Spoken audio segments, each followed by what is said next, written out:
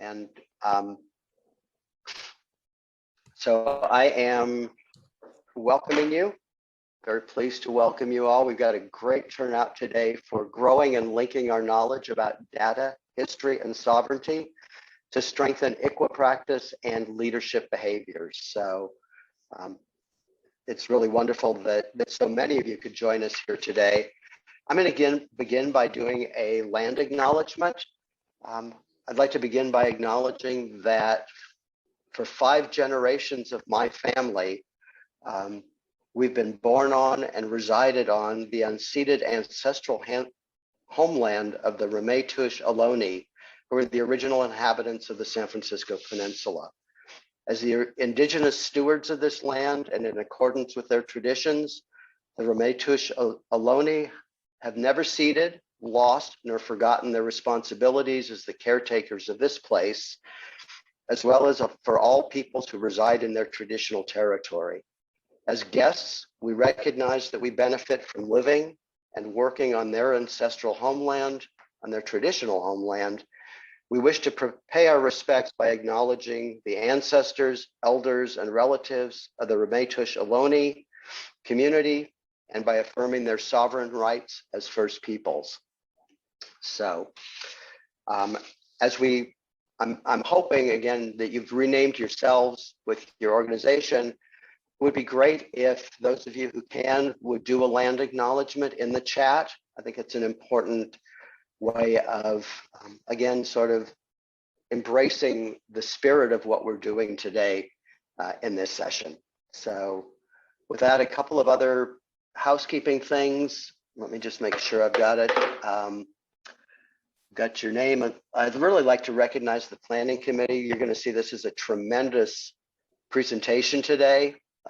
You'll hear a lot from Stephanie Weldon and Sylvia DePorta, who've been absolutely working themselves tirelessly to put this presentation together. And we've also got a large planning committee, many of whom you'll meet in the breakout rooms, but the planning committee are Stephanie, Jennifer Parsons, Sylvia DePorto, Virginia Rondero Hernandez, Gary Taylor, Jennifer Buckholtz, Andrea Sobrato, Kathy Mays, Wanjiru Gali, Karen Gunderson, Mark Lapise, and Javier. So this is, at the end, we'll reiterate, but I just want to let you know, this is the first of a series of Zoom sessions that we're doing on ICWA. We've already done the 4 sessions on REI that hopefully many of you participated in. Today, we're going to focus on data and history, increasing our knowledge of the historical context of the Native experience and looking at the data.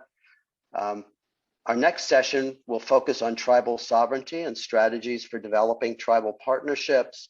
And a third session will focus on core practice model leadership behaviors and how these can offer guidance on how we might develop effective tribal partnerships. And we'll be asking you to do a little bit of work in between sessions to really make the best of what you've learned and where we'll guide you going through. So with that, I'm going to do a little bit of an overview of the agenda and then turn it over to Sylvia in a moment.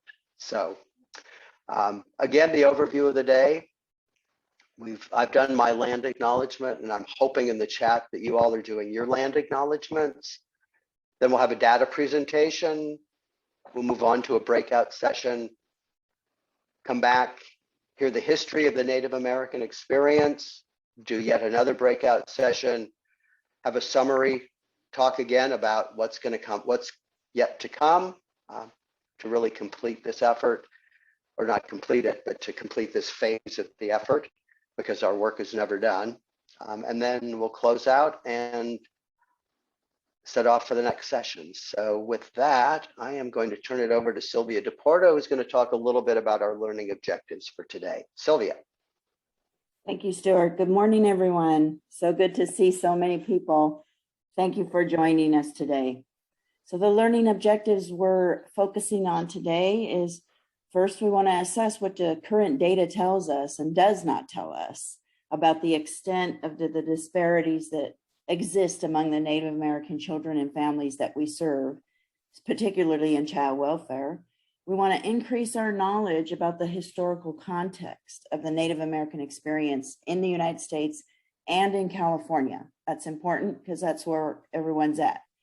And we want to introduce how government laws and practices have shaped and impacted the Native American experience, especially as it pertains to children and families.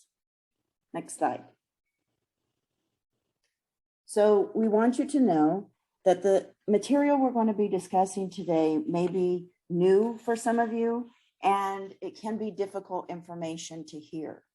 So we want you to please take care of yourself throughout the day, throughout the morning of this presentation. If you need to step away, do so. If you need to just take some deep breaths and soak it in and step away for a moment, that is fine as well.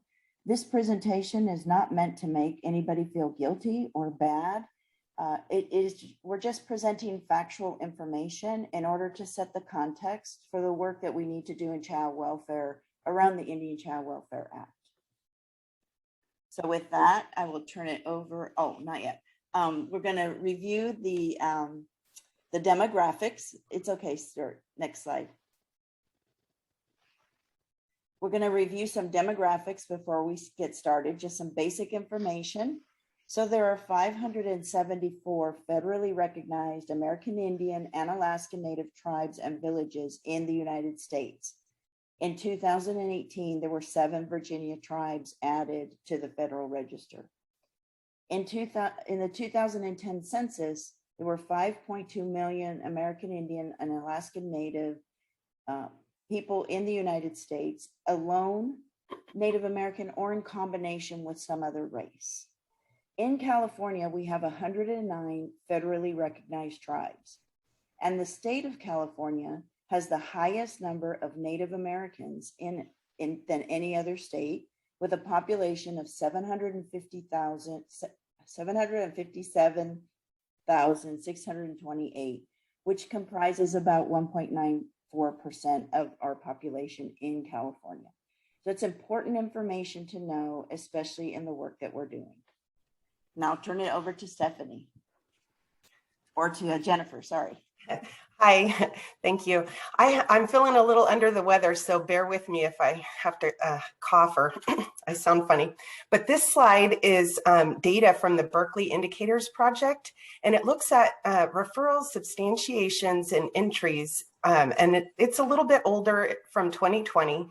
But if you look at the number of children, Native American children with allegations is a little over 3,500, and of those, almost 600 were substantiated, and then you see over half of those entered into care. That's a much higher than national average, which is more like 4 or 5% entering into care.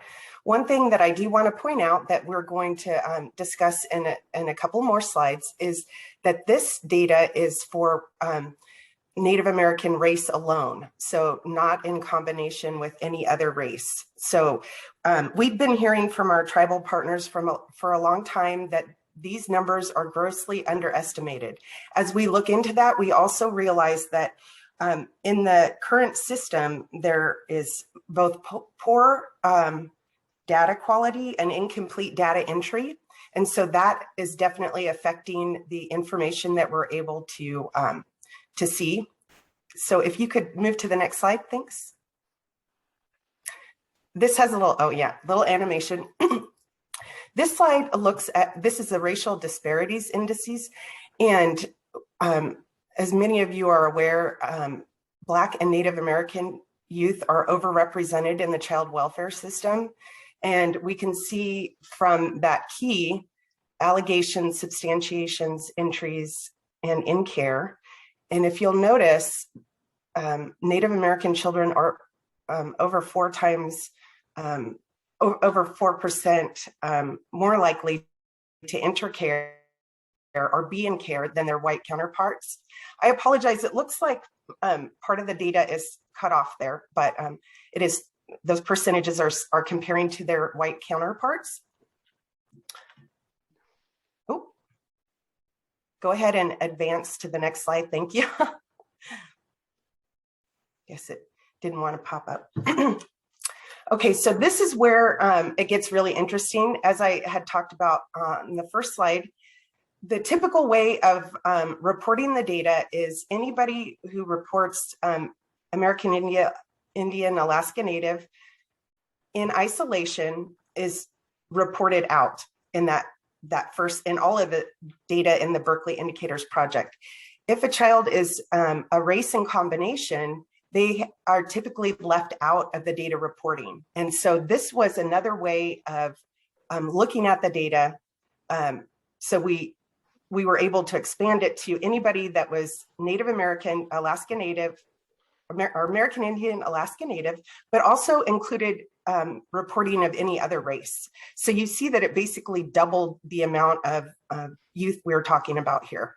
So that's an area that we're really exploring and looking into because many of our children are multiracial. Okay, next slide. Let me go just ahead. add, Jennifer, the top row, if you can see the top row is how current data is pulled. If you can go back one more. And the second row is a result of an SDM work group, tribal work groups, the first time that tribes have been included statewide into SDM revisions. And as a result of that work group, tribes really lifted up the importance of mixed both race and ethnicity. And, they've stated very clearly that the numbers were, underestimated. And so the second on the bottom is more of pulling and drilling down a little bit more, changing the methodology in order to capture that. And so, of course, it's going to change the numbers. Some of you may not have seen this yet because it's very new. Evident Change was able to do some of this work, and they'll be talking more about that in the next few months. Thank you, Stephanie. Okay, next slide. So this slide looks at the safety decisions based on race and ethnicity. And you'll notice that the SDM tool is being used to make these safety decisions. And you'll see American Indian, Alaska Natives are determined unsafe at a much higher rate than other ethnicities, close to Black or African American populations, but overall, the tool indicates a safety issue. And so that's one of the reasons that work group exists that Stephanie just highlighted, is to look at the tool to see if it's appropriate for Indian community standards. Okay, go ahead to the next slide. So this slide really caused quite a bit of concern in the tribal work group and amongst the Office of Tribal Affairs. It highlights that safety tool and the child placement. So if you'll notice, it's kind of hard to see the different color keys. They're very close in combination, but American Indian, Alaska Native are all the way on the far left. So something really concerning is that you'll see the tool indicated safe, but there was still 3.9% of children were removed, even though the tool indicated that they were safe. And then when we move over to safe with a plan and there was still a removal, it jumps up to 18.6. And that seems to run counter to active efforts. You would think that we wouldn't be seeing that kind of indication, that there would be really, the active efforts would help to support children staying with their families and keeping the Indian family together. Okay, so next slide. And I think this goes to Gary. Thank you. Good morning. I really appreciate the thoughtful and detailed discussion of the data. And we're going to move into our breakout groups now, folks. And I want you to just consider, take the opportunity and the time to really consider the need and the problem that's been presented to you, the problem very clearly laid out for us in the data. And what is the meaning behind this? What's the meaning for you behind this data? And then to give some thought and discussion about what is missing when data alone is used to tell the story, because data cannot tell the entire story. And with that, Mia, if you'd put us into our breakout rooms. Thank you.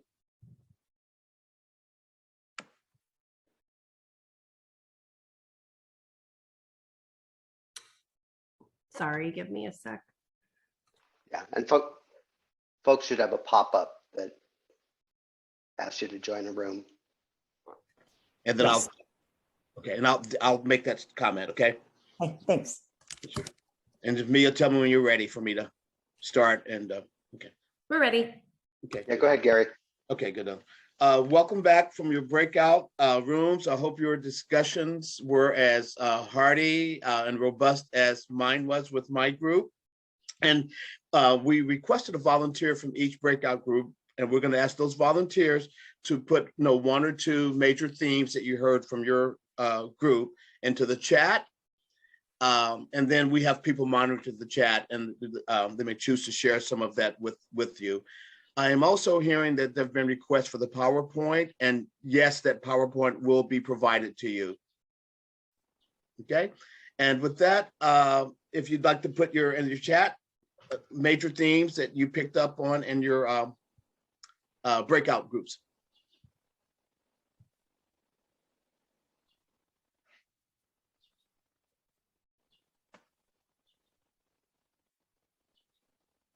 So some of the things we're seeing, schools aren't teaching the true experience of Native Americans.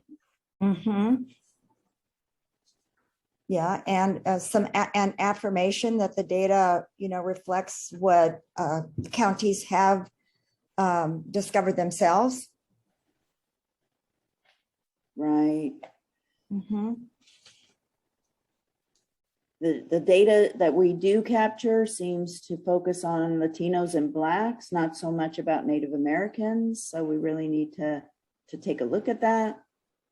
That the data is not necessarily accurate because of the way it's imputed, and we need to do a better job at inquiring about how, not just the data itself, but how you enter that data. So it calls into question the accuracy of the data, and what do those conversations with Native populations look like? So there's more consistency in the interactions of agency and tribes. Right. There's a lack of resources for Native American services and for Native American people. So how do we do a better job of making sure that our Native American communities have contracts to do services? Yeah. And also just continuing that exploration of biases at all levels, and making sure that we're being culturally appropriate in that exploration. And engaging tribes. Counties are saying that it's difficult to identify ICWA cases, and that sometimes it takes too long. Yep, it's also repeating in terms of accuracy of data. There's definitely more work that needs to be done, and that has implications for training the workforce. Right. Need to make sure we partner with the court so that they can understand the utilization of non-traditional services. Yes, and lifting up the voices of those who are involved, and more specifically, the voices of children, siblings who are being affected. And our mandates really create barriers, not opportunities for change. Yeah. And, creating safety nets as these cases are vetted to avoid unintended consequences. Thank you. Thank you. It's like a lot of deep thought went into the whole problem identification, the needs assessment, and how this resonates with leaders and the work they're doing in their particular counties. And with that, I'm going to turn it back to our presenters, Stephanie Weldon, Jennifer Parsons, and Silva DePorto, who are going to go into History Part 1. Thank you for your participation. Thank you all. I realized after we got started that we as presenters didn't have an opportunity to introduce ourselves. My name is Stephanie Weldon. I am a ICWA specialist and consultant for working with CDSS Office of Tribal Affairs. I'm a Yurok tribal member, and I'm really happy to have this opportunity to work with many of you. I've worked with some of you before. I was formerly Social Services Director for the Yurok tribe, and I also served as a Social Services and Child Welfare Director for Humboldt County a few years ago. So thank you for this time together, and I know the other two will introduce themselves when they come back on for their slides. So we kind of forgot about making sure you all know who we are.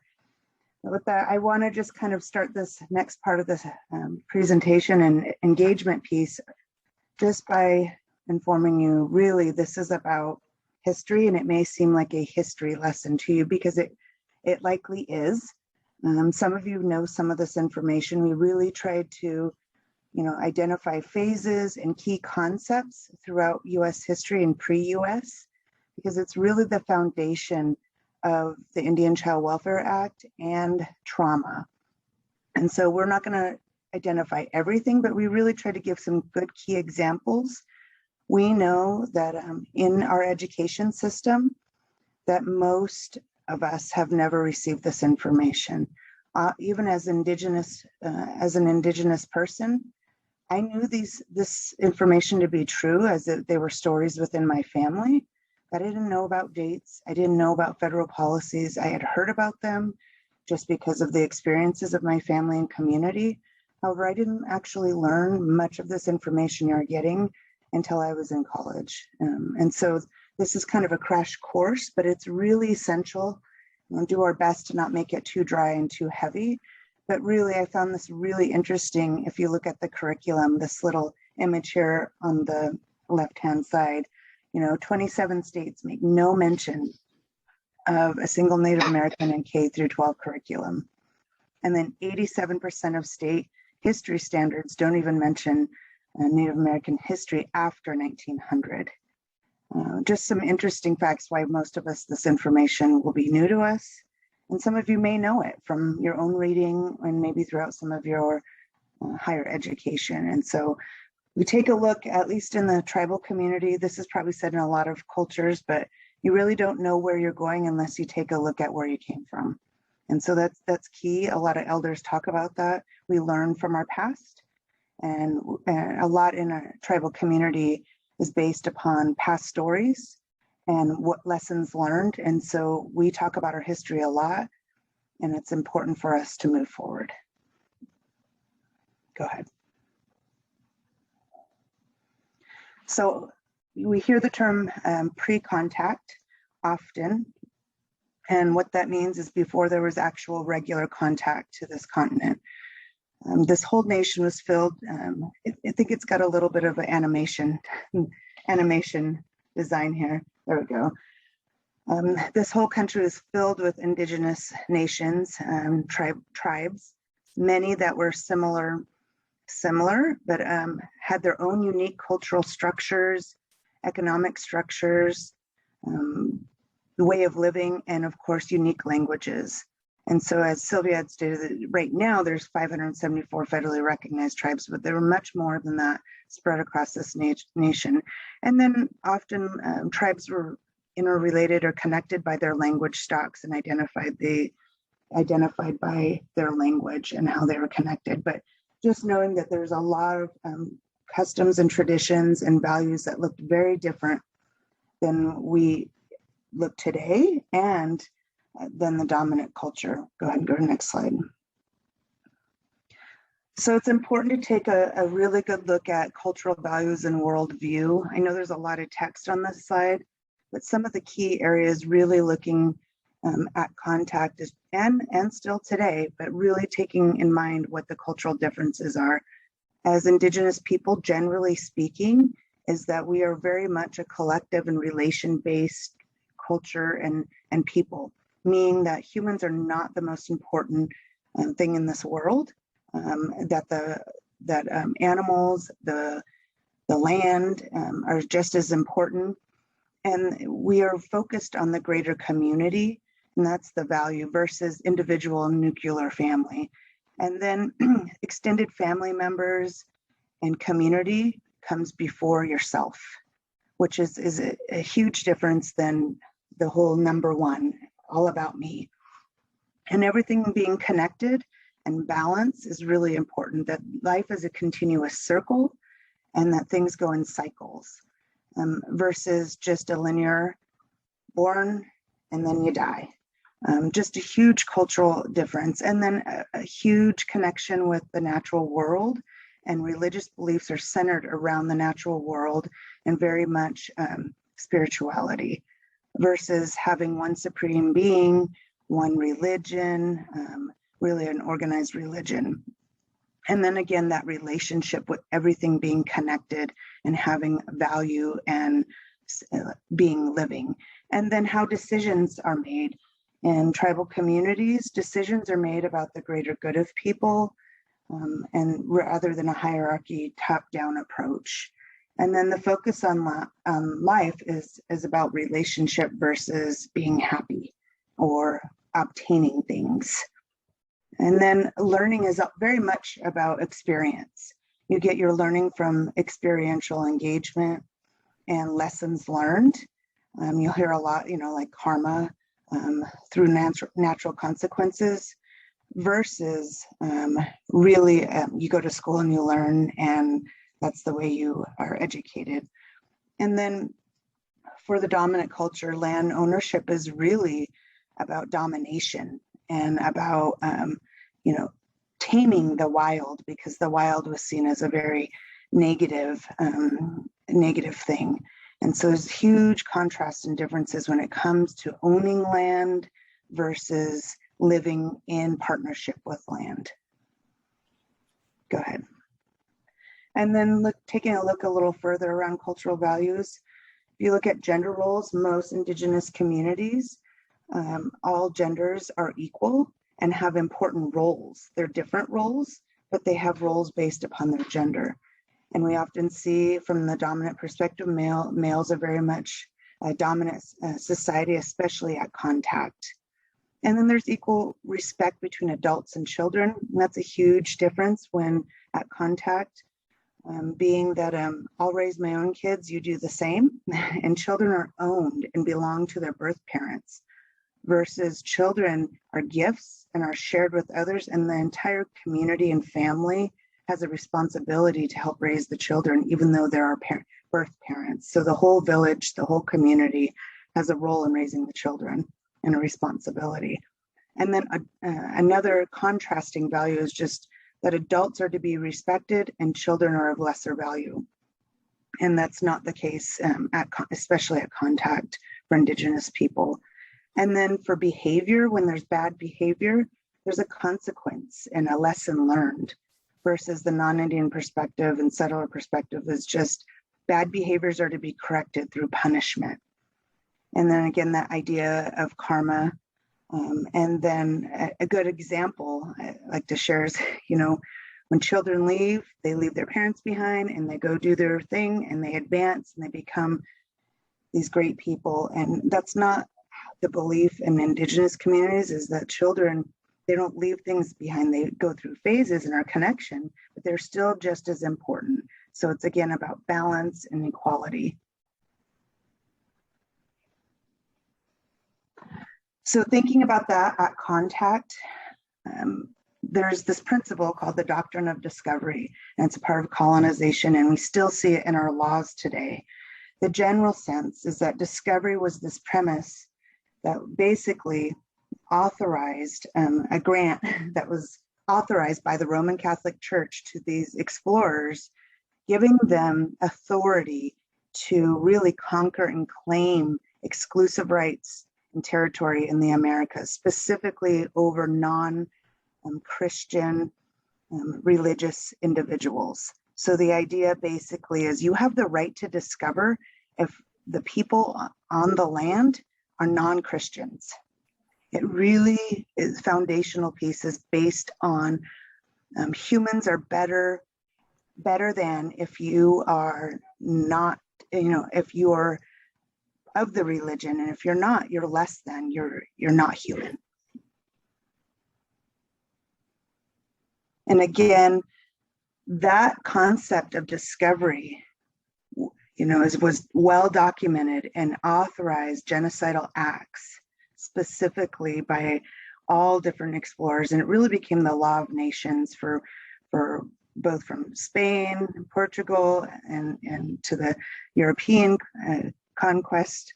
You know, all of those explorers and folks who came over here to, you know, discover this country, and really to move indigenous people out of the way. And it was just basically that the indigenous people were animals. And there's some quotes in here, and you can read this. I'm not going to read them all further, but they really cite components from the Bible in justifying this colonization and this idea of discovery.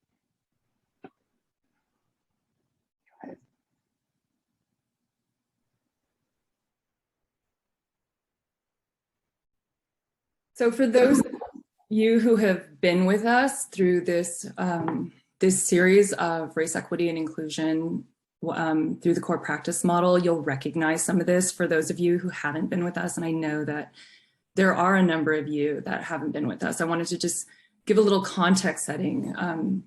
We've been with Trudy Frazell and April Flint for several months, who've introduced the group to white supremacy culture characteristics in organizations. That is really based on work that has been delivered by Tima Okun and Kenneth Jones, and the research that they have given to identify white supremacy culture characteristics and how those show up in organizations.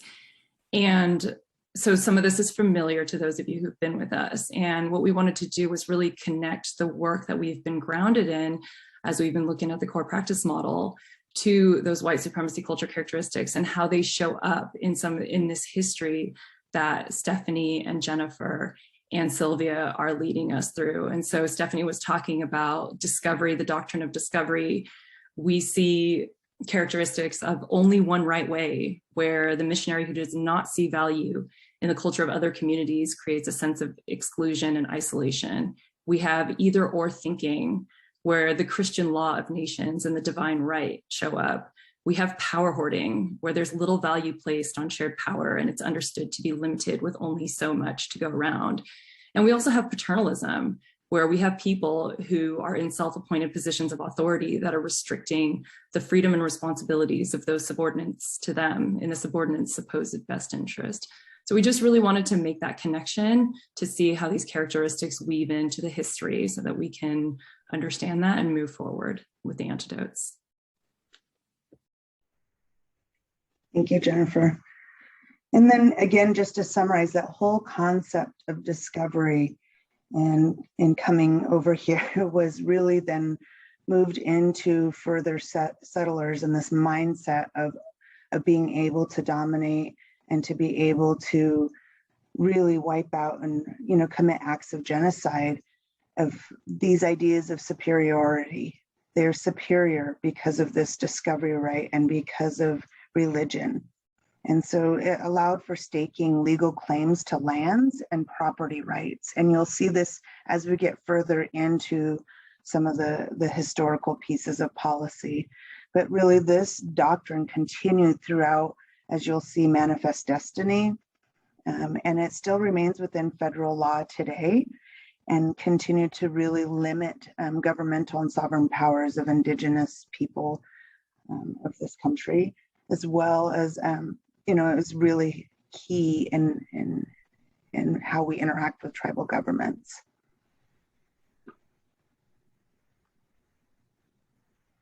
And just as an example, our first president, you know, we, sorry, the pictures are a little distorted, they're a little pixelated, but, you know, he's quoted as saying, "Indians and wolves are both beasts of prey, though they differ in shape." So basically take what you know, think about what that means to you. But really, you know, he's really clearly saying there's no difference between Indians and animals. No difference. So, go ahead, Jennifer. Okay, thank you. Hi, I'm Jennifer Parsons. I'm a member of the Office of Tribal Affairs at CDSS, and I'm a member of the Pawnee Tribe of Oklahoma. And we're going to talk a little bit, or we're going to outline the federal Indian policy periods from treaty making all the way through present day. So this breaks it up into timeframes for treaty making among governments, which went from 1532 to 1871. The removal and relocation period was 1828 to 1887. And in that period, we're seeing acts of genocide, removal, Trail of Tears. We'll get into detail, but those are those periods. And then you see assimilation and allotment efforts. We'll talk more about each of these policy periods, but this just lays them out in a linear way. And then we have reorganization. Yeah, now we're going to talk about, thank you, that's fine, the pendulum swing. And we're going to compare those eras to the policy trend. So there's assimilation versus autonomy. And the importance of this slide is really comparing what was going on globally to what was happening in federal Indian policy. So if you see on the global stage, there's imperialist racism on a global level. You're seeing federal Indian policy that is intended to assimilate tribal folks. And then it switches during economic reform when there was hard times. You're seeing policies that were meant to encourage tribes to be autonomous. Mainly, there were multiple motivations, but that you can see how that lines up with what's going on globally. Cold War and individualism. You're seeing assimilation. And we'll go into each of these periods so that you can kind of see in detail. And during civil rights and liberation, you're seeing a return to autonomous policies. And then there was this global trend for anti-multiculturalism, and during the 90s and early 2000s assimilation efforts. So I remember, the ending of some of the affirmative action programs and an attack on special funding during that time. So that just, kind of does a little side by side to give us a little bit more perspective. If we could go to the next slide, I think it goes back to Stephanie. All these periods, we're going to launch into the first period, but just to think about that pendulum swing is that there was a lot of back and forth. So what you're going to hear, kind of the summary, we're not going to share every detail, but the summary really points to the chaotic nature and complex web of laws and policies in which really establish federal Indian law that impact where we're going to be going with ICWA. And so it's very confusing and complex, and it's very traumatic. And so keeping that in mind, there's this ping pong of back and forth of, nope, your tribal people your sovereign nations will let you be, nope, you need to be Americans, and for very different reasons, as Jennifer stated. And so we're just going to highlight a few areas in each of those categories and then talk a little bit about those, and you can be thinking about what was going on in the world at that time. And so, and some of these periods overlap with each other. They're not exactly to the date because there's some strange things that occurred within those time periods. But just in general, the treaty making time period was probably the biggest period. And it started, of course, at contact, and it started with, the first treaty being made with different explorers, Spanish and Portuguese explorers, and then also with the British as well. And the key areas right here in 1763 is the British Proclamation, in which the Crown asserted control over all Indian land cessions, basically stomping out any other countries from making land cessions with Indians or being able to take over Indian land, which was very interesting, again, very paternalistic. And then the very first treaty recorded, it was in 1778 between the US and what they called the Delaware tribe. And then some other key areas here is just 1787, the Constitution contains the power to regulate commerce with Indian tribes. There's very little mention of Indians in the Constitution, but this is a big area. Another key part is in 1789, Congress establishes the Department of War. And that Department of War grants the Secretary of War authority over Indian affairs. So Indian affairs were contained within the Department of War.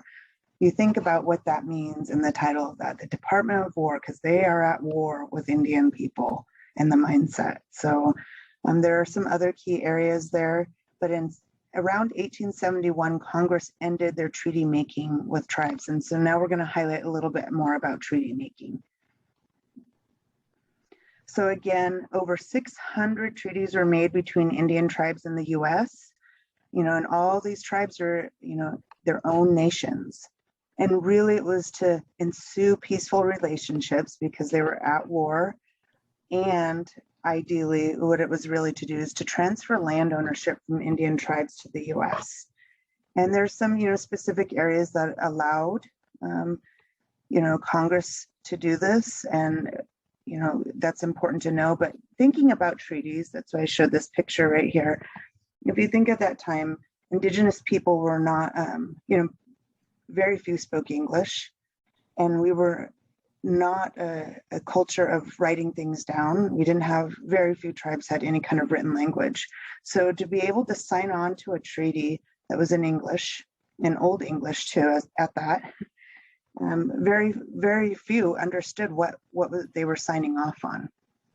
There were verbal agreements through translation, and English was not the first language, and so things were being agreed to that necessarily were not fully understood. There are a lot of trust the Indigenous people had in these treaties. However, there were some very, not so honest things within these treaties as well. And this whole idea of land ownership was very, very foreign. Next slide. So during this treaty making period, also what occurred is in 1819, this thing called the Civilization Fund Act. And it was a specific act that was intended to civilize and Christianize Indians through federal and private means. And it was specifically to try to make Indian people more human. And also during this period, a lot of land was given up as a result, occupancy of these treaties. And so this next slide shows the loss of Indigenous land over the treaty making time period.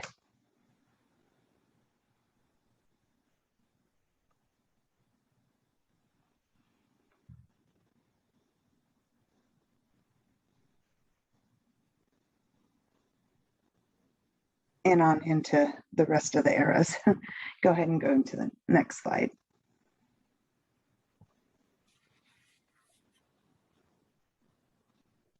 I think, is this? No, I think this is. Yeah, no, it's mine.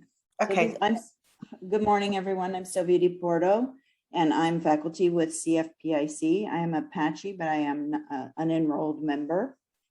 So we're now into the removal and relocation. And as the non-Indian population grew and valuable natural resources were discovered, the United States began to remove Indian tribes to territory west of the Mississippi River in order to make room for the non-Indian settlers. So after the War of 1812, many of the treaties contained removal provisions. And Thomas Jefferson had the idea to actually remove Cherokees from the East Coast to the land obtained under the Louisiana Purchase. In 1828, Andrew Jackson took action and pledged to support westward expansion by promoting voluntary removal. And the Indian Removal Act of 1830 forced removal across the Mississippi. The well-known Trail of Tears also occurred, in which the United States Army forced approximately 16,000 Cherokees to march from Georgia to eastern Oklahoma. So that pushed westward. In 1849, the Indian Office, now known as the Bureau of Indian Affairs, was moved from the War Department to the Department of the Interior. And some of those contributing factors were the removal lessened the eastern states' combative posture with Native people and decreased warfare. Indian affairs were centralized at a federal level, and tribes were then defined as domestic dependent nations.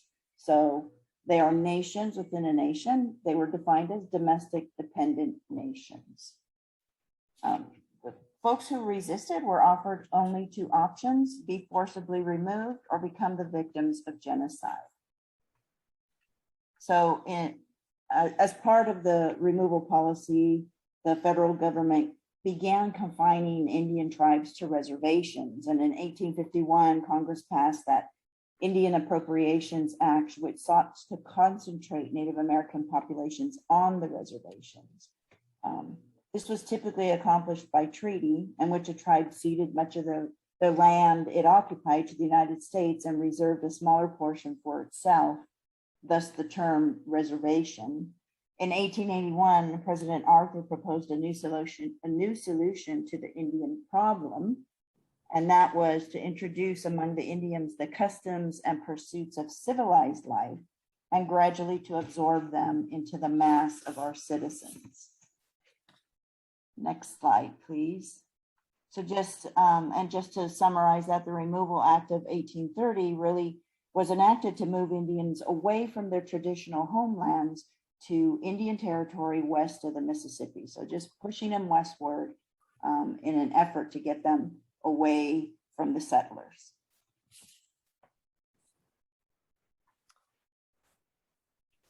Next slide.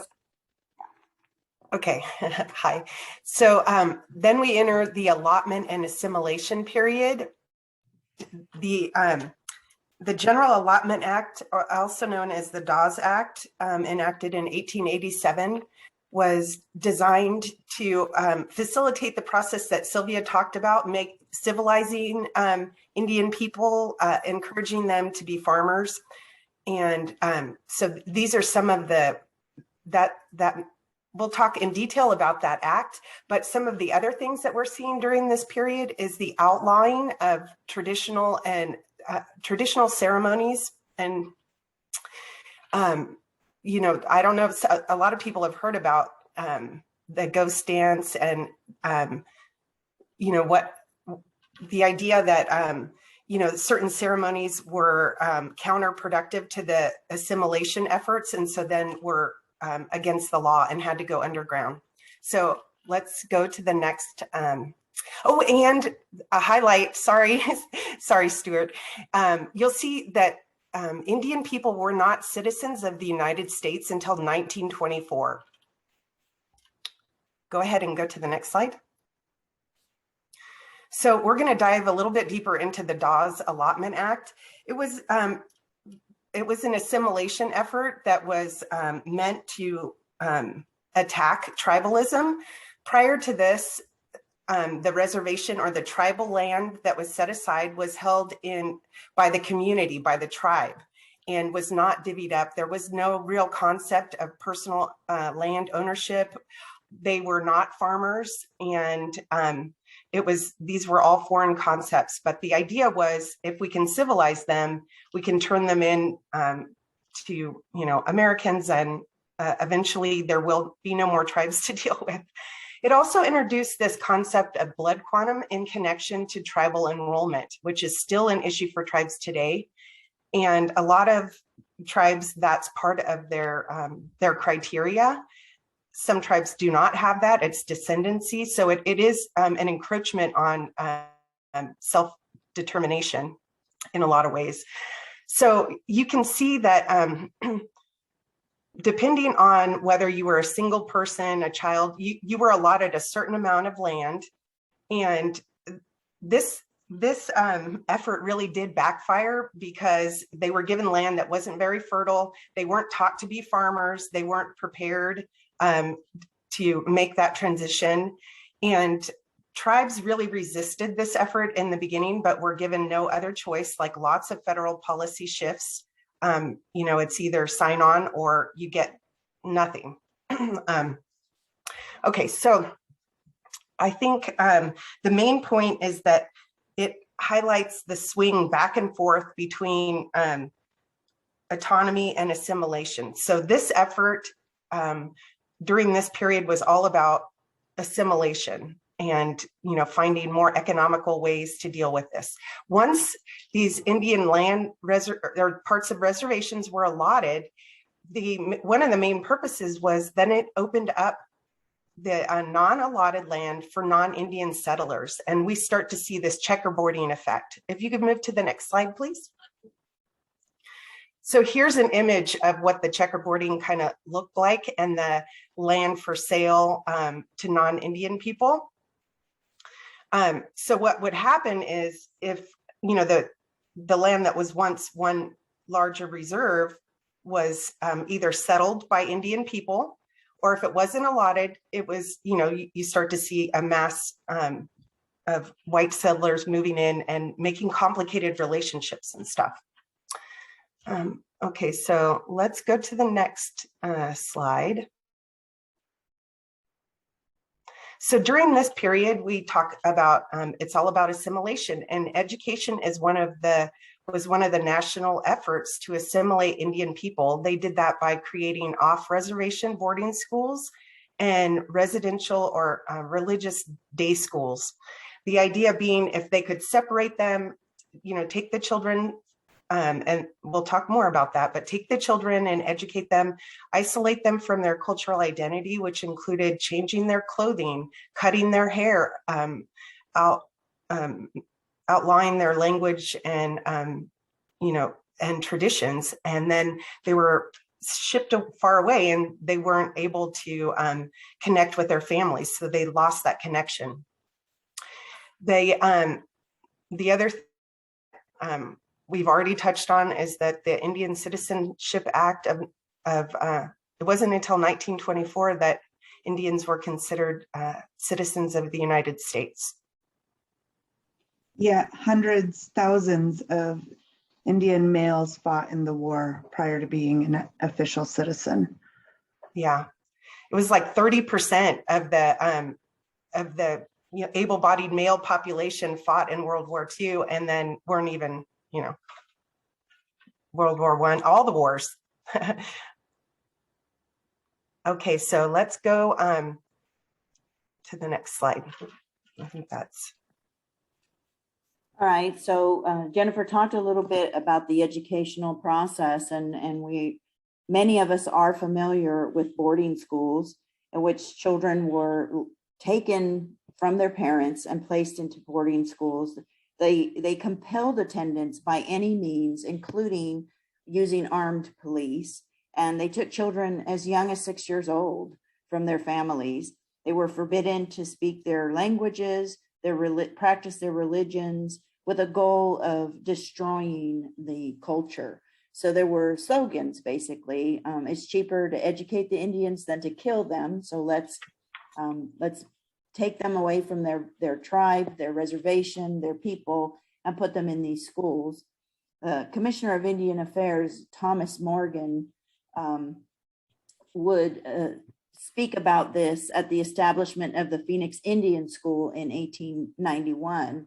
And the philosophy of Colonel Richard Pratt, who really began the whole boarding school era, was that to kill the Indian and save the man. And we know that today there are still Indian schools operating. Most of them are Native operated, and they're used really by tribes and Native people to give children an opportunity to get off of the reservation and achieve an education. Next slide, please.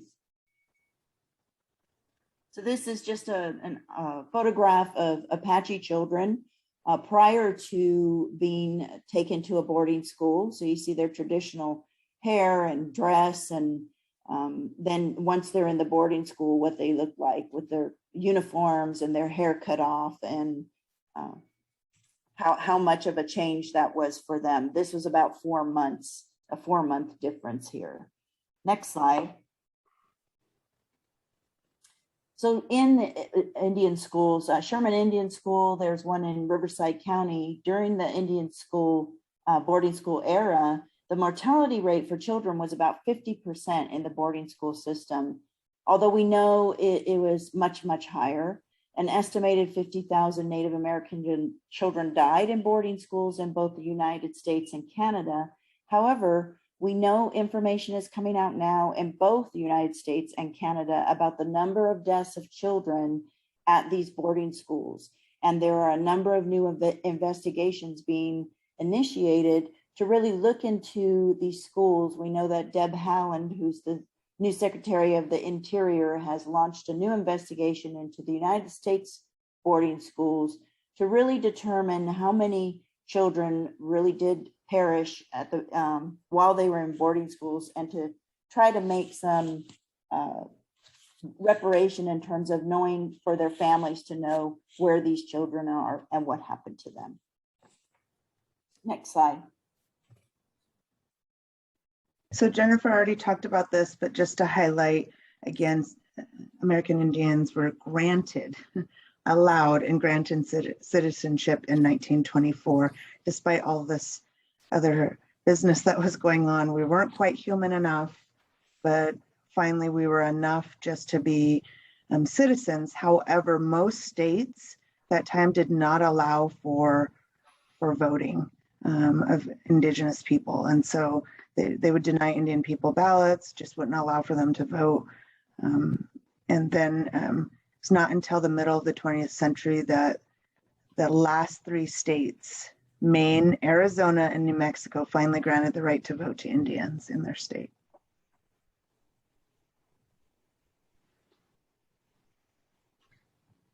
So now we're moving into a new era, again, making another shift to deal with what's known throughout all this is the Indian problem, because every effort that was made and done to Indian people didn't work or move them off their land, but still they existed or persisted and then became problematic. And so I think at this point, what's really important to highlight during this time period is the passing of the Indian Reorganization Act. And that specifically really was to then go back to autonomy to recognize tribal sovereignty, in which federal recognition of many tribes existed, in order to help them, be able to,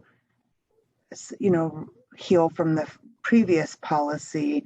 And so looking at the living conditions and to have a new deal for Indian people. Go ahead, next slide. Okay, so for this termination and relocation period from 1947 to 1965, we're going to see efforts at both termination and assimilation. So the federal government resolved to terminate the special trustee relationship with tribes through a House resolution. And the idea being that they were trying to shift those treaty obligations and dissolve and terminate tribes, relocate them. So there were lots of efforts happening at that same time. The idea was that we could start to move or encourage Indian people to move to urban areas. We could sell off land that's unused or once a tribe is terminated. And there was also the creation of the Public Law 280. California is a PL 280 state, and it was very unpopular with Indian people. There have been some updates, but it leaves a very confusing jurisdictional quandary where it exists. So some of these efforts we'll talk a little bit more about. If you could go to the next slide. Jennifer, if I could just add. Oh, yes. We just went, I really quickly, we just covered one slide, which was really the Reorganization and Self-Government Act, and that was a good 15 years. And then they shifted right back again to what Jennifer's now talking about. So if you missed that, because I did cover that slide really quickly, but we go from recognizing tribal sovereignty and autonomy and re-resurrecting the treaty, recognizing treaty rights for a good 15 years to then shifting now back again into termination and assimilation. So we've made another shift again to assimilation. Yeah, I did say that initially pretty quick, but yeah, there were both termination and assimilation efforts going on, which, is pretty crazy.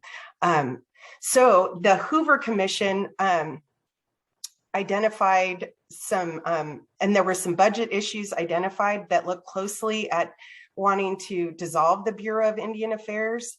And they Dylan Meyer had encouraged the Bureau of Indian Affairs officers to start to fan out across the country and start to recruit Native Americans to move to cities. That was one aspect of the assimilation effort. There's also, in the report, there's this eugenics overtone. So they're basically pointing out that Indian populations are no longer pure ethnic groups, that there have been intermarriages, and that, that they're now people of mixed ancestry. So as a way of kind of undermining their treaty responsibilities or the need to keep these populations on reservations, and why not Americanize them? Dylan Meyer had just come off another government-run relocation program that addressed, that had to do with Japanese internment camps. And so he, it's pretty clear that his thinking is questionable in terms of how to deal with these types of issues. The idea being that not only would the government be saving money and reducing its obligations to tribes, it would also be, doing another land grab, and they would be able to move Indian people into urban areas, thus, weaving them into the mainstream culture. Next slide, please. So this is a copy of a flyer that existed in tribal communities all over the country, encouraging them to come to California, basically. As you'll remember from first thing in the presentation, we have the highest number of Indian people in California. And this is one of the main reasons, is that there was a major relocation effort. People were promised training and jobs and a better way of life. And they were sent to major cities, San Francisco, Oakland, Los Angeles, sorry, I can't see my whole slide, Dallas. So some of these major metropolitan or urban areas, they were not given enough support or training. Most of the time, these jobs turned out to be menial, seasonal, or just did not pay enough to to make ends meet in an urban setting. It also was used to basically recruit people to come to these urban areas, but then there was no support for housing. There was no real training effort. But once they were off the reservation, very many times they couldn't get back, or that it was hard to. And you'll see that in a lot of these major cities, there are urban Indian communities, very large urban Indian communities, because they stayed. It definitely affected the culture, because the folks that moved to urban areas lost connection lots of times with their tribal communities back home. They suffered from high levels of depression and other issues that are common. Anyway, that's how my family came to California. My grandparents came through relocation in the early 60s to San Francisco. And my grandpa was given a job in the printing industry. Anyway, life didn't get any easier. It was hard on the reservation, and it's hard in urban areas. Next slide, please. And this was just another example of the recruitment flyers and the types of jobs that were offered. Not necessarily highly paid positions, and a lot of times it was seasonal work, so there'd be a lot of unemployment and difficulties. We also kind of talked about just a lack of cultural connection and support, feeling very isolated in large cities, so foreign to their way of life on the reservation. Okay, next slide.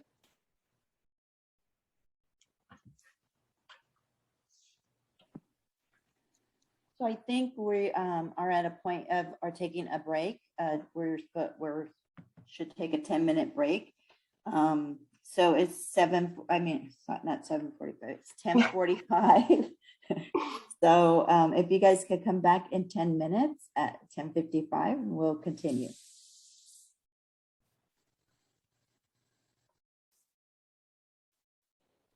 Okay. Yes, go ahead. All right. Welcome back. So we'll just continue. So from 1952 to 1968, we had the Indian Adoption Project, which many of you, I'm sure, are familiar with. This was focused on stimulating on a nationwide basis the adoption of homeless American Indian children by Caucasian families, with a goal to take away Native kids from their biological parents. It was a government program that was designed to save the government money and to focus on dismantling of the tribes, all under the guise of integrating Native children more fully into American society, like the boarding schools. The Child Welfare League of America, with funding from the Bureau of Indian Affairs and the U.S. Children's Bureaus, headed up the Indian Adoption Project. Poverty of the Native American family was recognized as a leading factor for neglect and abuse, and that justified the removal of the children because they stated they were acting in the best interests of the child. So that's where we began to see in the best interest of the child language being used. The Child Welfare League of America's adoption standards stated, where there is conflict between the interests of the child and the natural parents, the situation should be resolved in the child's favor. The child's favor was interpreted as being best served by removal from the Native American family and their culture. Next slide, please. From the 1960s to present, we see the movement towards self-determination, right? So we see national civil rights unrest and actions to end the termination and relocation policy, re-emphasizing the status of tribal nations as sovereign governments with a government-to-government relationship. We began to see the Red Power movement come into existence in the 60s, and attention to past federal Indian policies that addressed reservation living conditions. Indian Civil Rights Act of 1968 was passed, and that ensured basic civil rights for Native people. The American Indian movement was born, and the Women of All Red Nations was born. So AIM and Women of All Red Nations. We saw the passage of the Indian Self-Determination and Education Assistance Act. And in 1978, we saw the passage of ICWA. Next slide, please.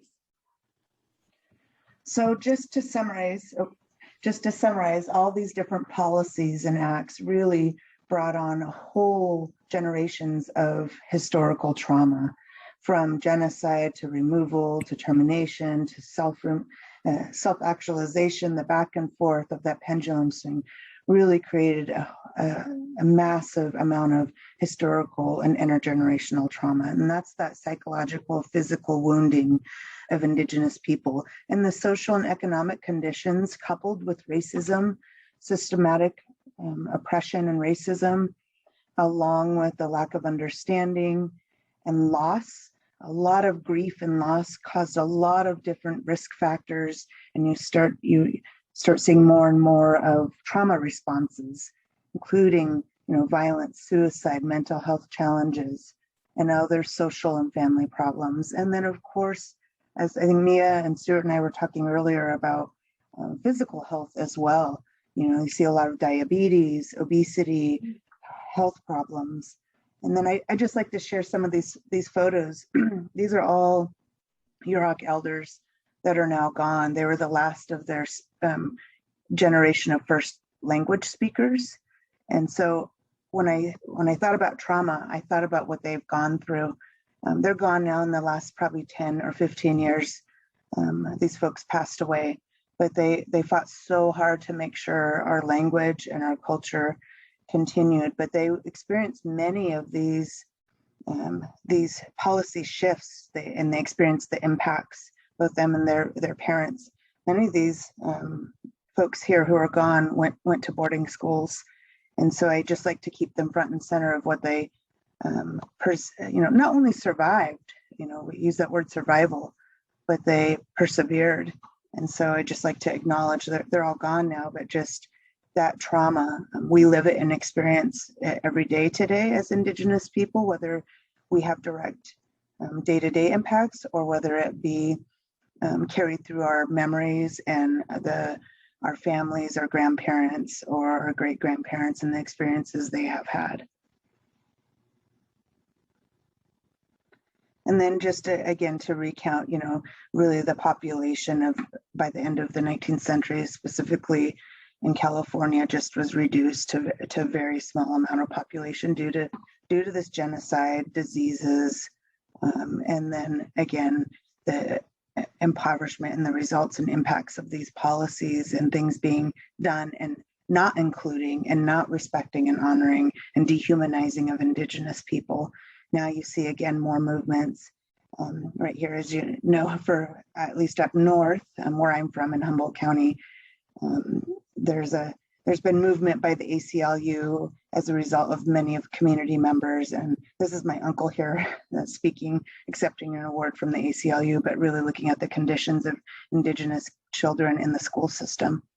But you see a lot of that movement now, and radicalizing, revitalizing, and really speaking to equity and inclusion, and also as well as healing from the trauma. A lot of work being done in tribal communities.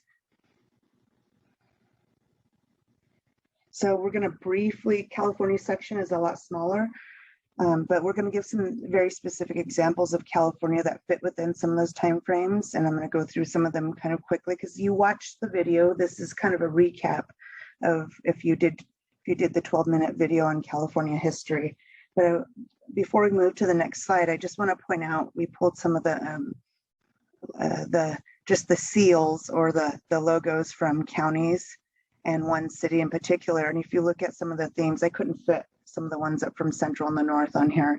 But if you look at their logos, if you could just put in the chat anything that might resonate with you in any way about some of these logos, and give you about 30 seconds. And I'm known to my fellow colleagues who I'm newly presenting with, I tend to throw things in the spur of the moment. So you all did based upon how things are going in a presentation. So if you all could just share a couple of words in the chat about what you notice, any kind of themes you notice with any of these seals.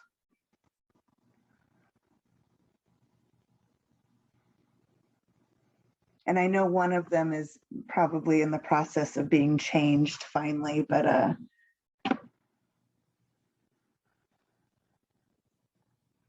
I'll give you 30 more seconds before I kind of summarize what those are.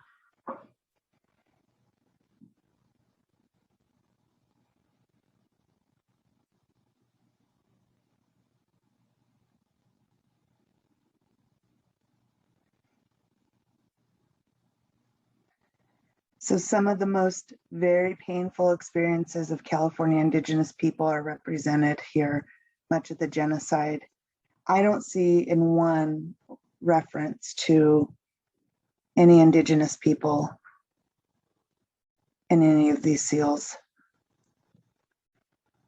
besides the noose, which this area was known for hanging Indigenous people. That's probably the only reference. So the gold mining, militia, explorers, missions, not much here. So thinking about that as we move into California history. So again, as many of you know, starting with Southern California, where the missions began and really focused on is that area on religious conversion. Really intensive tactics were used to really convert Indian people.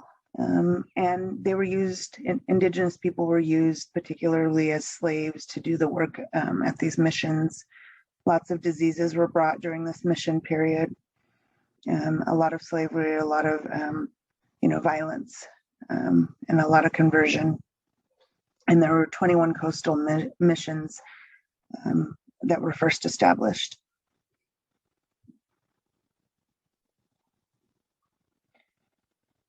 And this is just a summary, very brief. So after we moved from missions, there are other genocidal acts throughout California. Of course, we've got the gold discovery at Sutter's Mill, treaty, and then California being admitted to as a state.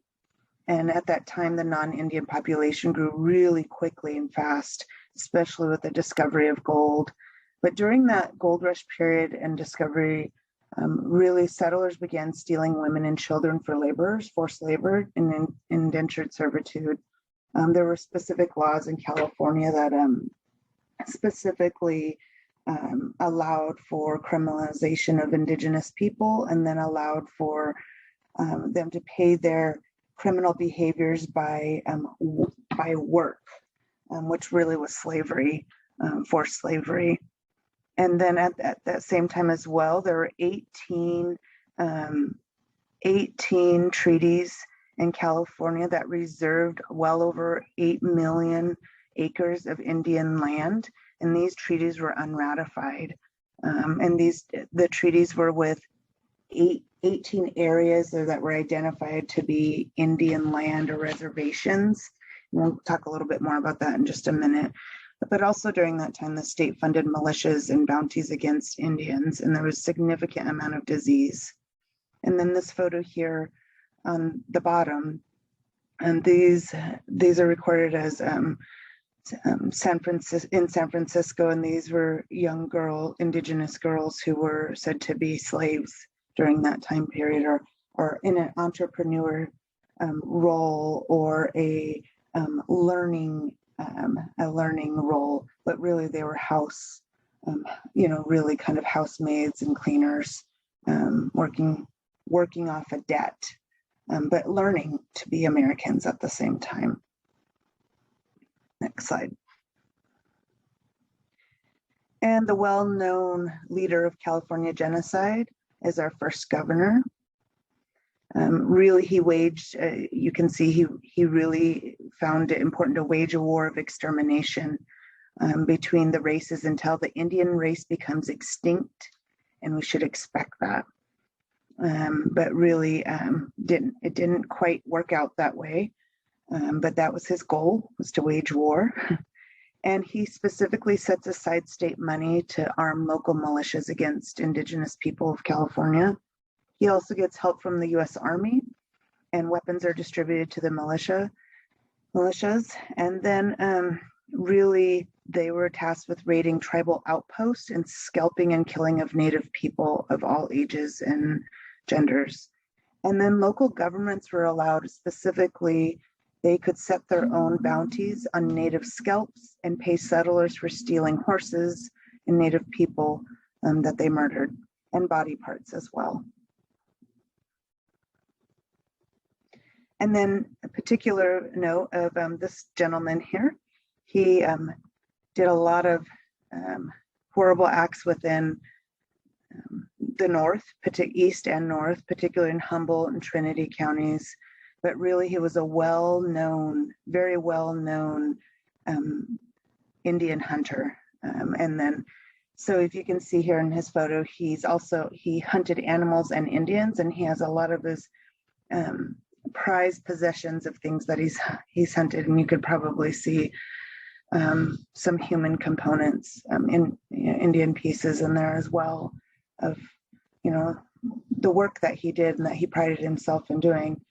And so this is also a time when Indian women were really forced into sexual slavery, where we start seeing that occur, as well as the amounts that were put on indigenous people. And here's some examples that were specifically taken out of newspaper ads and what was set by some counties and areas.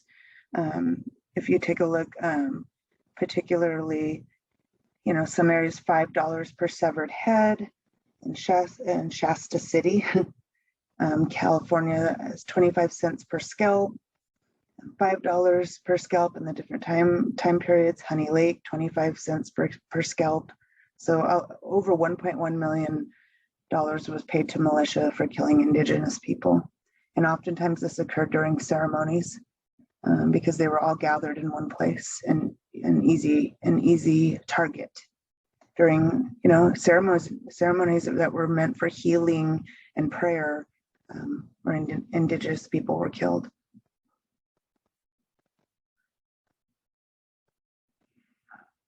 And then taking a look at those 18 treaties, specifically here's the map of the 18 areas in which these treaties were negotiated. And if we think back on the treaty making period, some of the components of why treaties were made, the important piece why California is so special is particularly the US Senate in closed session rejected those 18 treaties that had been negotiated with California tribes. These treaties were then sealed from the public record until 1905. And so for 50 years, well over 50 years, folks, tribal people, a lot of people didn't even know these treaties were not ratified. And so they basically didn't exist. What these treaties did, they set aside reserved, so basically reservation of 8.5 million acres of land, but have never been fully recognized. And then California is another special case in which this has a lot to do with the termination area as well as not recognizing treaties. A lot of during termination period and reservation period, I think what's really important to recognize is that rancherias were created for what was considered homeless Indian people or Indian tribes. So California is the only state with what's called rancherias. They were land grants or set aside for those considered that were homeless in that tribal people or tribes that were not federally recognized because of whether it be termination or the Dawes Act or many of those things that went on throughout history. Some tribes received a grant of land and not all landless Indians received those grants. And so these rancherias were set up for those considered homeless Indians. But then during termination again, those many 39 rancherias were terminated. But since then, 26 rancherias have been restored and recognized since then. That have been restored, but it was a long battle and fight for those rancherias to be recognized again. So not all. That's why we have so many not federally recognized tribes and Indigenous people in California. That's one of the reasons. And then just pointing, here's an example of, you can't really read it very well, but of a treaty, a California treaty. And then particularly pointing to Article 3. I can't quite see my slide. The chat pops up, so I can't quite see the slide. There we go. Looking at Article 3, to promote the settlement and improvement of said nations, gives the United States all their land but a reservation. And this is just a good example of being able to take on and take over the land. Again, another land grab.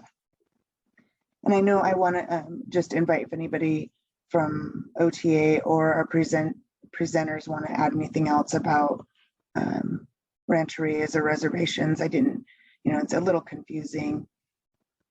And anything special about California they want to add to help clarify, Sylvia or Jennifer.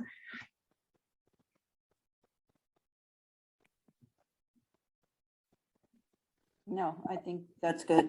Okay. Next slide. Jennifer, you're muted. It appears that Jennifer is speaking, but you're muted, Jennifer. You were. Yeah, Gary, I noticed that after Sylvia said move ahead. I was just going to share that California had similar versions of Trail of Tears. And one of the rancherias that was established for landless Indians was a combination of multiple tribal groups that spoke different languages, Round Valley being one of them.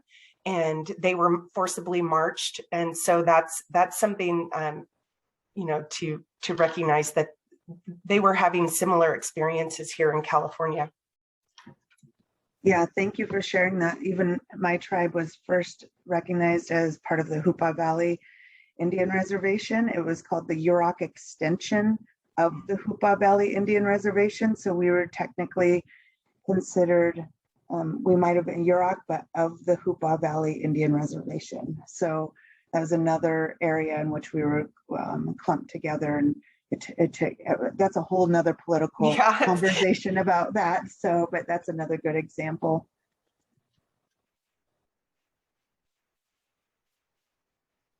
So in California, I have my name on here, even though I think Jennifer and Sylvia might do best with this, but in California, we talked earlier about the relocation program. And I know Jennifer mentioned, the bigger urban areas of California, and just taking a look at just the, a huge influx of Indigenous people came to California, and California being the most populous, of course, LA is the greatest population urban area in California of Indigenous people. And then we have San Francisco, Oakland, those were the key target areas. But what's important here is that, that isolation from home really caused a whole nother movement of development of tribalism and coming together in these urban areas of mixed Indigenous people. And I think what's really important here that I like to share is just this experience for me is really real. My great aunt, she moved to the Bay Area during this time period, and she went to cosmetology school. She learned how to cut hair. And I share that because we just lost her last week, and she made a huge mark in the Bay Area. She was, a counselor at the Native American Health Center, and she did a lot of work in the community and helped build community. Was very much an active part of that community. She fortunately didn't live as far, so she could come home regularly for ceremony and to see family. But we all have those kinds of stories within our families and communities about how these policies, this isn't just something that happened in the past, it's what we live and breathe now. And she lived through a lot of those experiences and made the Bay Area her home, as well as she had her home up here. So just the recognition of how Indigenous people got to be in these more rural area. And it created this whole other, like I said, support and culture where you see a lot of what we know as kind of pan-Indianism, and not where people came together and created that community and that culture because they were away from their home, and blended their cultures and really strengthened their connection to each other because they were away from home. Next slide. And again, here's the map of taking a look at Indigenous territory the way it was before, and the Indigenous land. That's why we have you recognize what land you're on. If you look on the left, these are all the Indigenous people, all of California. And if you take a look to your right, this map is the official federally recognized tribes from the Bureau of Indian Affairs that are recognized. And you can see the difference. It's a little different kind of a map, but you can see, and these are the BIA regions. And so you can see the difference in land loss. Next slide.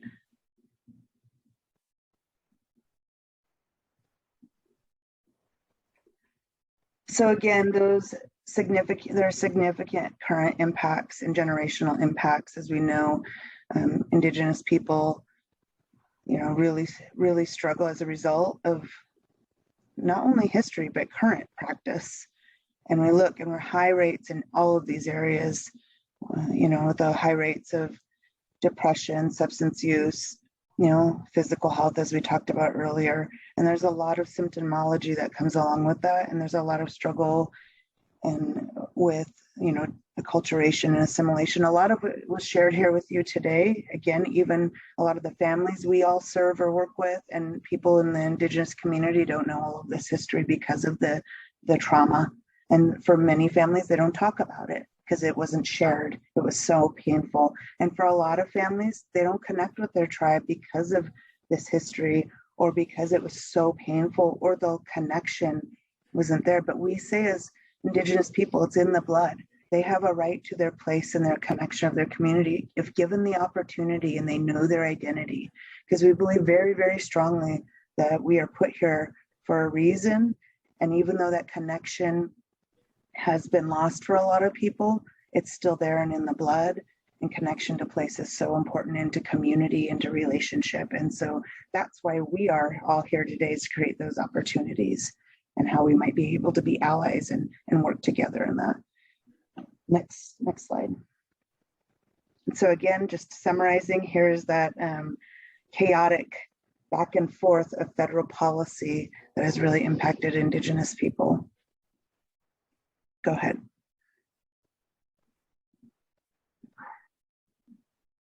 Great. Now we're going to move into the last breakout.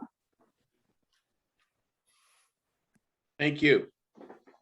So, folks, it's now about 11:20. So we're going to have probably about 20 minutes for this next breakout session, and so to leave time for our conclusion. So we're gonna go back to the exact rooms that you were in during the first session, and what we're trying to achieve this time during this breakout session is to just provide an opportunity for you as participants to debrief and reflect on the impact of this policy and history, the impact to Alaska Natives and American Indians and their child welfare experiences. And again, just acknowledge, I know this was a lot of information and first-time information and impactful. So with that, we'll go to our respective breakout rooms. I'll let you start, Sylvia. Okay. Oh, okay. Well, people are going to put their responses in the Chat, right. Yeah, so reminding staff to always collaborate with the tribes, so important. Yeah, as far as the information that was offered up, it demonstrated to people about not the systemic racism and historical trauma that Native American populations have undergone, and also just a general lack of knowledge about this history, which actually could be used to continue to harm or to find new ways of interacting with tribal communities. Right, and working with the tribes to build the trust, build a relationship, to build trust, and to be genuine and authentic in that approach, being sensitive to what the issues are and understanding. This was new knowledge for a lot of people. There also was reference to the role of leadership in terms of guiding their staff and their agencies through going through that inquiry process that we talk about in the practice behaviors, as a way of trying to make their systems not only more sensitive to Native populations, but also to maybe even develop practices that don't exist right now that, really help to identify Native American populations or individuals more quickly. Right, and the need to train not just child welfare, but to train our other partners in this work, our behavioral health and our probation and our courts. Our courts are a big part of the work that we do. Also using prevention strategies as much as possible in line with the original intent of ICWA to preserve the Indian family. And, also what I'm seeing here is that people on one hand were amazed that we continue to support policies and practices that can actually harm tribal communities. And it's undeniable that it happened in the past, but kind of almost like, what do we do about it feeling? Where do we go from here in terms of being able to reduce the harm or eliminate the harm that continues to be done, if not by an individual practitioner, but a larger system that is asking the practitioner to do specific things to comply. Yes, and the court is usually focused on compliance, the compliance of ICWA, but this is beyond the compliance. It's more about our intent to be, to have cultural humility and to really partner with tribes as sovereign nations and really have them be a part of the decision-making around their children and their families. Yes, and it also, I'm seeing a kind of an endorsement of a different of inquiry and developing different ways, again, so that we don't replicate the harm and certainly minimize the harm of existing policies and practices. I think we got it. That's good, Gary. Mhm.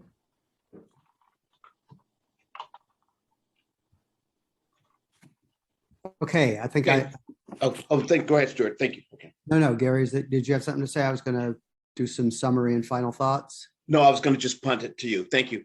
Okay, great. Mhm. Yeah, I think this is one of those times when if we were together, everybody would be standing and applauding. I don't think we can thank our amazing presenters enough. Clearly, this is not easy for them. It's very personal, but they're all passionately committed to helping us know and understand this absolutely vital information. So again, I would say let's stand and give them a huge round of applause. It's been an amazing journey so far, and just the beginning. I think of what we're going to be doing over the next few sessions. I sent an email out to the child welfare directors last week, said that I've had the privilege of seeing a lot of this material in its development, but each time I hear it, and today is no exception, I just continue to learn more and deepen my own understanding. You really can't see or hear this information enough. We will be posting both the PowerPoint and the recording, and we encourage you to go back and go over some of this ground yourselves and with your staff. We couldn't have all tens of thousands of social workers in California on the session today, but they all need to hear this information and they all need to share it. And you need to share it with them. So hopefully you're the ambassadors for this information back to your organizations. Again, we'll get the link out to folks, so you'll see where it's posted on our website, and where you can share the PowerPoint and the recording. Again, and so that you can go back and revisit it and continue to absorb this. I was going to say amazing information, but that sounds so positive. It's positive in that it's amazing how much we've learned today and will continue to learn, but not so, it obviously helps reinforce for us our shameful history and what we need to do to move forward to compensate for that history. So what we're going to do Stuart, now. can I just add? Yeah, please do. So I just want to recognize, I know when I was sharing the seals of counties, I want to acknowledge, some of you did acknowledge, it's clear I'm not from Southern California, and I wanted to just acknowledge the LA County seal. It looks like folks said that there is an Indigenous leader in that seal. So it just gets us to be thinking and inquiring a little bit more. And I would be curious to know, I'm going to go do my own homework about it, but to know, were the Indigenous people included in that development. So it looks like I want to just, save space for that I missed that opportunity there. And thank you for lifting that up and sharing that. And as Stuart said, how do we now do with what we know to move forward? And that's why we hope you all come back to the next sessions, because that's where we're really going to get into application. And that's a good reminder. If there's anything else from our presenters that you'd like to say as final words before we just kind of sum up some next steps, happy to. Again, you've all shared so much. And when I say share, it's really shared of yourselves and your history and the trauma in your history. So. Well, I'd like to say thank you to everybody that was able to stay on the whole time and hear this really difficult information, and just remind you to take a few minutes and do some self-care and release some of those those feelings, because it is very heavy and we need to take care of ourselves so that we don't burn out and that you want to come back to the next session. So just a reminder, do some self-care. Would just like to echo what Jennifer has just said. I really appreciate everybody that's joined us. I hope you're willing to come back. There's actually going to be some homework focused on looking at your own data, utilizing safe measures to kind of look at that. Some reports that you can pull. The RTAs are going to be helping in an interim session between now and our next one to help you guys look at your data more closely and begin having some discussions about how you can improve some of the work that you're doing around the Indian Child Welfare Act with Native families and communities and tribes. And so we're excited to start working on the second one. Okay.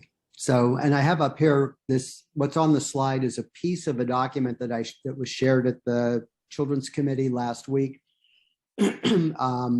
That was developed by our wonderful colleague from Central California Training Academy, Andrea Sobrato.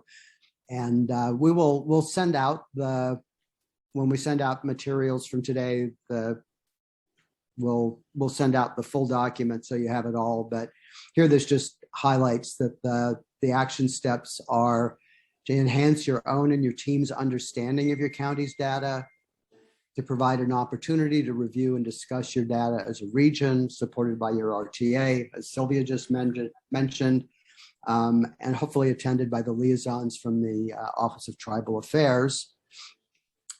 Webinar 2, that with a date to be determined, because there's a lot of work that as you can see, a lot of work goes into this, and we need to make sure that our presenters have the time to develop it. But they'll be talking to us again about tribal sovereignty, contemporary tribes, key components of ICWA, tribal engagement strategies, and the opportunities for partnership with the Office of Tribal Affairs, which is a great resource for all of us in really realizing the promise of the Indian Child Welfare Act that over 40 years ago, we're still working on. So the preparation for next session is to look at your data, review and consider the disparities for American Indian, Alaska Natives, organizational and practice factors that might contribute to these disparities. And we'll get this will all come out to you, so you don't need to memorize it or take a screenshot. But what's your policy and practice about inquiry and notice? What's your data look like for inquiry and pending eligibility? And do you monitor this data? And if so, what have you learned and how do you utilize it? And as you know, from all of our core practice model work, it's not all didactic. It's not all about giving you information. It's about trying to engage you and your staff and your communities in moving all of our work forward for the benefit of the families and children whom we serve, and in this particular instance for the American Indian children and families whom we serve. So it's a lot of work. It was a lot of work putting together the presentation today, and it's really hoping that there'll be a lot of work for you in your local communities with your staff to, again, to realize the dream and the promise of the Indian Child Welfare Act as we move forward. So I think with that, unless I'll see if there are any other final words from our presenters, and otherwise we will see you on the next session. And thanks again to everybody for being here today. And one more time to our presenters. Thank you. Thank you. Thanks, everybody.